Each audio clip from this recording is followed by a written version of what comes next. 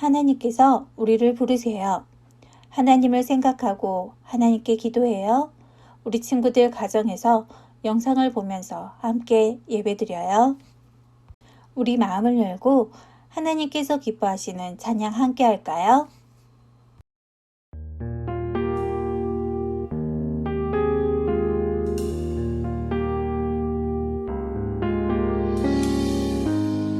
나의 마음은 주님께 드려요. 나의 모든 것 받으소서.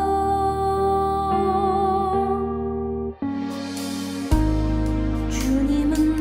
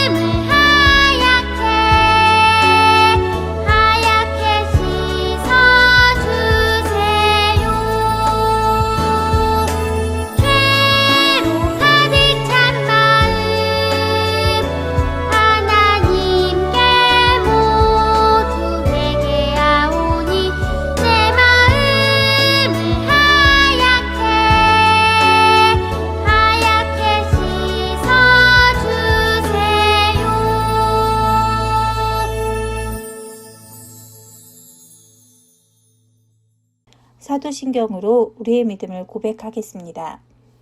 나는 전능하신 아버지 하나님, 천지의 창조주를 믿습니다. 나는 그의 유일하신 아들, 우리 주 예수 그리스도를 믿습니다. 그는 성령으로 잉태되어 동정녀 마리아에게서 나시고 본디오 빌라도에게 고난을 받아 십자가에 못 박혀 죽으시고 장사된 지 사흘 만에 죽은 자 가운데서 다시 살아나셨으며 하늘에 오르시어 전능하신 아버지 하나님 우편에 앉아 계시다가 거기로부터 살아있는 자와 죽은 자를 심판하러 오십니다. 나는 성령을 믿으며 거룩한 공교회와 성도의 교제와 죄를 용서받는 것과 몸의 부활과 영생을 믿습니다. 아멘. 오늘 우리에게 주신 하나님 말씀은 요한복음 3장 16절부터 17절 말씀입니다. 우리 다 같이 한 목소리로 읽어볼까요? 하나님이 세상을 이처럼 사랑하사 독생자를 주셨으니 이는 그를 믿는 자마다 멸망하지 않고 영생을 얻게 하려 하심이라. 하나님이 그 아들을 세상에 보내신 것은 세상을 심판하려 하심이 아니요 그로 말미암아 세상이 구원을 받게 하려 하심이라. 아멘. 오늘 말씀의 제목은 사랑의 하나님입니다. 세상의 모든 부모는 임신을 준비하는 순간부터 태중에서 키우는 280일 그리고 태어나서 양육하는 모든 순간마다 우리 친구들을, 자녀를 사랑해요. 그래서 눈에 넣어도 안 아픈 내 자식이라는 표현이 있어요. 성경에도 아들을 아주 많이 사랑하는 아버지 이야기가 나와요. 아버지 이름은 아브라함, 아들의 이름은 이삭이에요. 오랫동안 자식이 없었던 아브라함은 무려 100세 때 이삭을 낳았어요. 아브라함은 이삭을 귀하게 여기며 사랑으로 키웠어요. 그에게 있어서 이삭은 온 세상을 다 줘도 바꿀 수 없는 아들이었죠. 어느 날 하나님께서 아브라함아, 아브라함아 하고 부르셨어요. 그리고 사랑하는 아들 이삭을 모리아 산에서 제물로 바치라고 말씀하셨어요. 세상에서 가장 귀한 아들을 달라고 하시다니 아브라함은 하나님께서 주신 소중한 생명의 아들을 바치라고 하시는 것을 이해하기 어려웠어요. 그렇지만 하나님의 말씀에 따르기로 했어요. 성경은 아브라함이 아침 일찍 일어나 모리아 산으로 출발했다고 기록하지만 아마 아브라함은 일찍 일어난 게 아니라 한숨도 자지 못한 채 새벽을 맞이했을지도 몰라요. 출발할 때가 되자 아브라함은 아들 이삭을 나귀에 태워 모리아 산으로 향했어요. 아브라함의 집에서 모리아 산까지 80km 정도 거리예요. 보통 어른들이 빨리 걸으면 1시간에 5, 6km를 걸어요. 그러니 40km면 어른들 걸음으로 8시간에서 9시간 정도면 충분히 갈 수 있는 거리예요. 아브라함의 집에서 모리아 산까지는 천천히 걸어가면서 쉬고 밥도 먹고 잠도 자고 하더라도 하루, 아무리 느리게 걸어도 이틀이면 충분히 갈 수 있는 거리였어요. 그런데 아브라함은 3일이나 걷고도 목적지에 도착하지 못했어요. 왜 그랬을까요? 길을 잃어버려서 헤맸을까요? 아브라함은 아들 이삭과 조금이라도 더 있고 싶고 조금이라도 더 보고 싶고 조금이라도 더 이야기 나누고 싶었을 거예요. 그래서 최대한 천천히 걸었을 거예요. 아들을 제물로 바치기 위해 가는 길은 너무 괴롭고 고통스러웠을 테니까요. 드디어 모리아 산에 도착했어요. 아브라함은 아들 이삭을 번제로 드릴 준비를 했어요. 그때 하나님께서 아브라함아, 아브라함아 하고 아브라함을 막으셨어요. 하나님을 향한 아브라함의 믿음을 보셨거든요. 아브라함은 이삭 대신 하나님께서 미리 준비한 순양을 제물로 드렸어요. 그런데 정말로 자신의 아들을 제물로 바친 아버지가 있어요. 하나님 아버지예요. 하나님께서는 아브라함처럼 고통스러우셨을 거예요. 성경은 예수님이 십자가에서 죽으셨을 때 하나님께서 겪으신 고통과 아픔을 이렇게 표현하고 있어요. 땅이 흔들리고 바위가 깨졌으며 해가 빛을 잃고 온 땅에 캄캄한 어둠이 계속되었다고요. 하나님의 마음이 얼마나 찢어지게 아프셨는지 알 수 있는 부분이지요. 하나님께서는 왜 이런 고통을 겪으시면서까지 아들 예수님을 제물로 내어주셨을까요?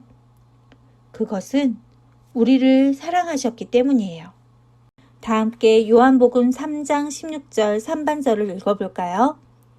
하나님이 세상을 이처럼 사랑하사 독생자를 주셨으니.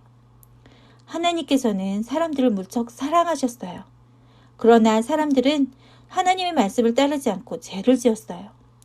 성경은 죄의 결과는 죽음이라고 분명하게 말해요. 그러니 죄를 지은 우리는 죽어야만 했어요. 그러나 하나님께서는 우리를 죽도록 내버려 두지 않으시고 방법을 찾으셨어요. 바로 예수님이에요. 하나님께서는 하나밖에 없는 아들을 예수님을 이 땅에 보내셨어요. 우리의 죄를 대신할 제물로 삼으신 거예요. 이 땅에 오신 예수님은 죄가 없으셨지만 우리 모두의 죄를 혼자 짊어지고 십자가에 달리셨어요. 그리고 3일 만에 부활하셔서 죄와 죽음을 이기셨지요. 이 일로 우리는 죄와 죽음을 이기신 예수님을 믿기만 하면 구원을 받고 영원한 생명, 즉 영생을 선물로 받게 되었어요. 그 말씀이 요한복음 3장 16절 하반절에 이어져요. 한 목소리로 다 같이 읽어볼까요? 이는 그를 믿는 자마다 멸망하지 않고 영생을 얻게 하려 하심이라. 아멘. 우리는 예수님을 믿으면 영원히 살 수 있어요. 우리는 십자가를 바라보며 하나님 아버지의 큰 사랑을 느낄 수 있어요. 아들을 보내주시기까지 우리를 사랑하신 하나님의 사랑, 깊고 깊은 그 사랑을 말이죠. 사랑하는 친구들, 여러분도 십자가를 볼 때마다 우리를 사랑하시는 하나님의 사랑에 감사하는 친구들이 되길 바래요. 다 같이 무릎 꿇고 두 손 모으고 기도하겠습니다. 하나님 아버지, 하나뿐인 아들 예수님을 보내주신 만큼 우리를 사랑해 주셔서 감사합니다. 그 사랑 때문에 우리가 죄에서 구원을 받았어요. 구원의 기쁨을 전하며 하나님의 사랑 안에서 살아가는 믿음의 어린이가 되게 해주세요. 예수 그리스도의 이름으로 기도합니다. 아멘. 예수님께서 가르쳐 주신 주기도문으로 예배를 마치겠습니다. 하늘에 계신 우리 아버지, 아버지의 이름을 거룩하게 하시며 아버지의 나라가 오게 하시며 아버지의 뜻이 하늘에서와 같이 땅에서도 이루어지게 하소서. 오늘 우리에게 일용할 양식을 주시고 우리가 우리에게 잘못한 사람을 용서하여 준 것 같이 우리 죄를 용서하여 주시고 우리를 시험에 빠지지 않게 하시고 악에서 구하소서. 나라와 권능과 영광이 영원히 아버지의 것입니다. 아멘. 예배를 마쳤습니다. 다음 주 2월 7일 주일 예배는 영상 예배로 드렸습니다. 1월달 생일 축하를 하지 못했죠. 1월달 생일 축하는 2월 마지막 주에 2월달 친구들과 함께 할게요. 우리 친구들 모두 코로나19로부터 안전하고 방학 동안 행복하고 즐거운 시간 되길 기도합니다. 사랑하고 축복합니다.